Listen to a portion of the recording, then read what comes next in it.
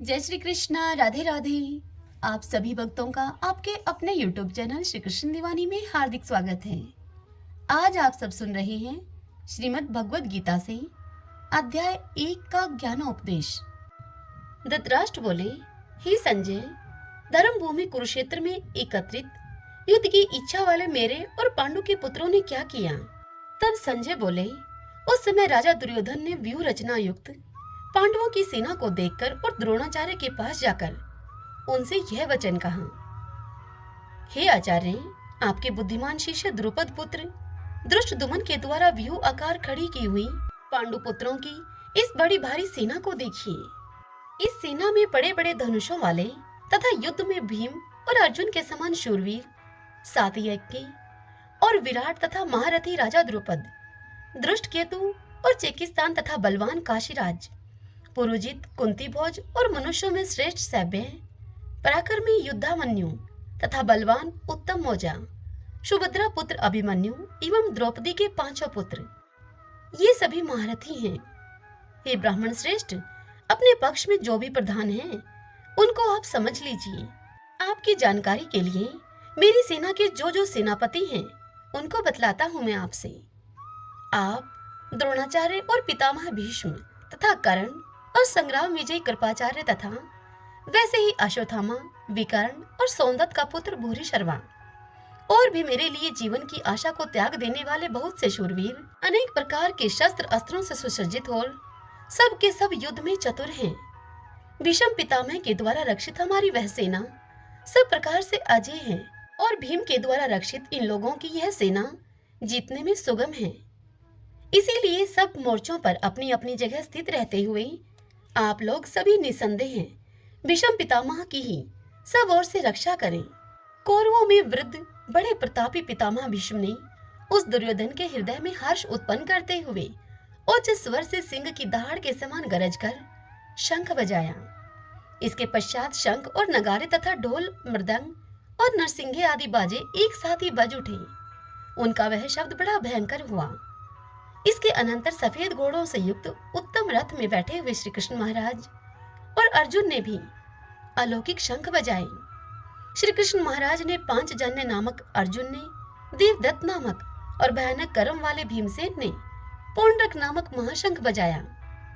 कुंती पुत्र राजा युधिष्ठिर ने अनंत विजय नामक शंख और नकुल तथा सहदेव ने सुघोष और मणि पुष्पक नामक शंख बजाए।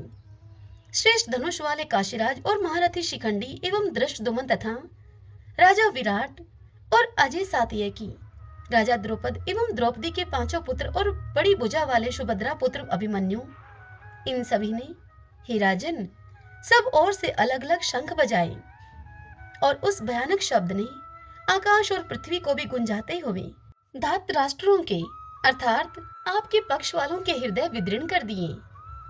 हे राजन, इसके बाद कपिध्वज अर्जुन ने मोर्चा बांधकर डटे हुए धृतराष्ट्र संबंधियों को देखकर उस शस्त्र चलने की तैयारी के समय धनुष उठाकर हर्षिकेश श्री कृष्ण महाराज से यह वचन कहा। अर्जुन ने कहा, हे अच्युत, मेरे रथ को दोनों सेनाओं के बीच में खड़ा कर दीजिए और जब तक कि मैं युद्ध क्षेत्र में डटे हुए युद्ध के अभिलाषी इन विपक्षी योद्धाओं को भली प्रकार से देख लूं कि इस युद्ध रूप व्यापार में मुझे किन किन के साथ युद्ध करना योग्य है, तब तक हमारे उस रथ को वहां खड़ा रखिए। दुर्बुद्धि दुर्योधन का युद्ध में हित चाहने वाले जो जो ये राजा लोग इस सेना में आए हैं, इन युद्ध करने वालों को मैं देखूंगा। संजय धृतराष्ट्र से बोले, हे धृतराष्ट्र, अर्जुन के द्वारा इस प्रकार कहे हुए महाराज श्री कृष्णचंद्र ने दोनों सेनाओं के बीच में भीष्म और द्रोणाचार्य के सामने तथा संपूर्ण राजाओं के सामने उत्तम रथ को खड़ा करके इस प्रकार से कहा। वे बोले, हे पार्थ, युद्ध के लिए जुटे हुए इन कौरवों को तुम देखो।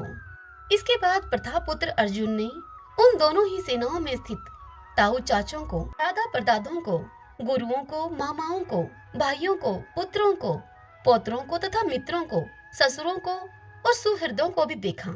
वहां उपस्थित उन संपूर्ण बंधुओं को देखकर वे कुंती पुत्र अर्जुन अत्यंत करुणा से युक्त होकर शोक करते हुए श्री कृष्ण से यह वचन बोले। अर्जुन बोले, हे कृष्ण, युद्ध क्षेत्र में डटे हुए युद्ध की अभिलाषी इस स्वजन समुदाय को देखकर मेरे अंग स्थिर हुए जा रहे हैं और मेरा मुख सूखा जा रहा है और मेरे शरीर में कंप और रोमांच हो रहा है। हाथ से गांडीव धनुष गिर रहा है और त्वचा भी बहुत जल रही है और मेरा मन भ्रमित सा हो रहा है, इसलिए मैं खड़ा रहने को भी समर्थ नहीं हूँ। हे केशव, मैं लक्षणों को भी विपरीत ही देख रहा हूँ और इस युद्ध में जन समुदाय को मारकर कल्याण भी नहीं देखता मैं। हे कृष्ण, मैं न तो विजय चाहता हूँ और न राज्य तथा सुखों को ही। हे गोविंद, हमें ऐसे राज्य से क्या प्रयोजन है, अथवा ऐसे भोगों से और ऐसे जीवन से भी हमें क्या लाभ है। हमें जिनके लिए राज्य, भोग और सुख आदि अभिष्ट हैं, वे ही ये सब धन और जीवन की आशा को त्याग कर युद्ध में खड़े हैं। गुरुजन, ताऊ, चाचे, लड़के और उसी प्रकार दादे, मामे, ससुर, पौत्र, साले तथा और भी संबंधी लोग हैं। हे मधुसूदन, मुझे मारने पर भी अथवा तीनों लोगों के राज्य के लिए भी मैं इन सबको मारना नहीं चाहता। फिर पृथ्वी के लिए तो कहना ही क्या है। हे जनार्दन, धृतराष्ट्र के पुत्रों को मारकर हमें क्या प्रसन्नता होगी। इन आतताइयों को मारकर तो हमें पाप ही लगेगा। अतएव हे माधव, अपने ही बांधव धृतराष्ट्र के पुत्रों को मारने के लिए हम योग्य नहीं हैं, क्योंकि अपने ही कुटुंब को मारकर हम कैसे सुखी होंगे। यद्यपि लोभ से भ्रष्टचित हुए ये लोग कुल के नाश से उत्पन्न दोष को और मित्रों से विरोध करने में पाप को नहीं देखते, तो भी हे जनार्दन, कुल के नाश से उत्पन्न दोष को जानने वाले हम लोगों को इस पाप से हटने के लिए क्यों नहीं विचार करना चाहिए। कुल के नाश से सनातन कुल धर्म नष्ट हो जाते हैं। धर्म के नाश हो जाने पर संपूर्ण कुल में पाप भी बहुत फैल जाता है। पाप के अधिक बढ़ जाने से कुल की स्त्रियां अत्यंत दूषित हो जाती हैं और हे वार्ष्णेय, स्त्रियों के दूषित हो जाने पर वर्ण संकर उत्पन्न होता है। वर्ण संकर कुलघातियों को और कुल को नरक में ले जाने के लिए ही होता है। लुप्त हुई पिंड और जल की क्रिया वाले अर्थात श्राद्ध और तर्पण से वंचित इनके पितृ लोग भी अधोगति को ही प्राप्त होते हैं। इन वर्ण संकर कारक दोषों से कुलघातियों के सनातन कुल धर्म और जाति धर्म नष्ट हो जाते हैं। हे जनार्दन, जिनका कुल धर्म नष्ट हो गया है, ऐसे मनुष्यों का अनिश्चित काल तक नरक में वास होता है, ऐसा हम सुनते आए हैं। हम लोग बुद्धिमान होकर भी महान पाप करने को तैयार हो गए हैं, जो राज्य और सुख के लोभ से स्वजनों को मारने के लिए उद्यत हो गए हैं। यदि मुझ शस्त्र रहित एवं सामना न करने वाले को शस्त्र हाथ में लिए हुए धृतराष्ट्र के पुत्र रण में मार डाले, तो मेरा वह मारना भी मेरे लिए अधिक कल्याणकारक होगा।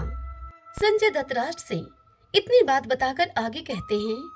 संजय बोले, रणभूमि में शोक से उद्विग्न मन वाले अर्जुन इस प्रकार कहकर बाण सहित धनुष को त्याग कर रथ के पिछले भाग में जाकर बैठ गए।